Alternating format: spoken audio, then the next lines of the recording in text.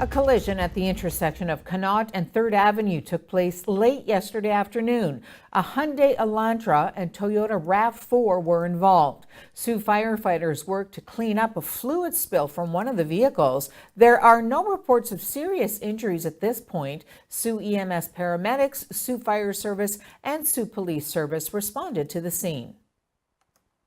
Immigration Minister Ahmed Hassan is praising the Prime Minister for calling out a heckler for racism at a Quebec rally. Hassan, who was also asked about Tory MP Maxime Bernier's tweets on multiculturalism, says he has experienced racist incidents himself.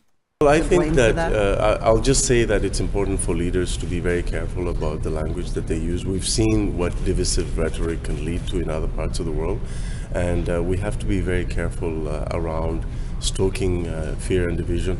I'm very proud of the fact that the Prime Minister called out racism when it reared its ugly head.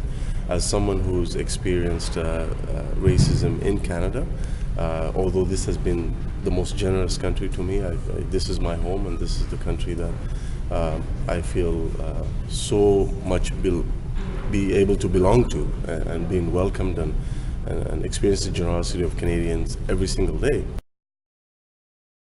A member of a federal Conservative riding association in Toronto has reportedly made a robocall that tried to pitch party memberships by citing a Liberal MP's cancer diagnosis. CTV News said late yesterday that it has audio of that call in which a man who says he's the vice president of the Scarborough Centre Riding Association asks supporters to join the party, stating Salma Zahid was very ill and there may be a need for a by-election. In February, the Liberal MP said she was taking a medical leave to be treated for stage 4 non-Hodgkin's lymphoma, and the network says the robocall was made a month later.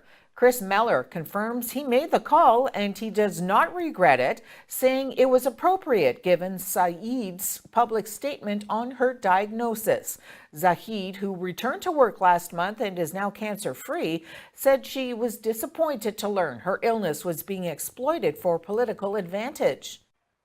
Ontario's PC government has asked the province's Superior Court to throw out a petition from the Canadian arm of Tesla that claims the U.S. company has been treated unfairly in the government's cancellation of an electric vehicle rebate program. In July, the government announced the cancellation of the rebate program, but said that incentives would be honored for vehicles ordered through a dealership if they're delivered and registered by September 10th.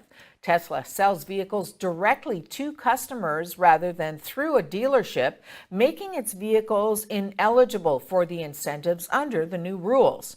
Tesla Canada said that the decision by Premier Doug Ford's government to halt the program left hundreds of its customers no longer eligible for rebates they expected to get when they ordered their vehicles. The government said it decided to include only independently owned franchise dealerships in the transition funding in order to minimize negative impacts to the largely small or medium-sized businesses, and that such dealerships may have vehicle inventory or made orders with manufacturers that could not be returned.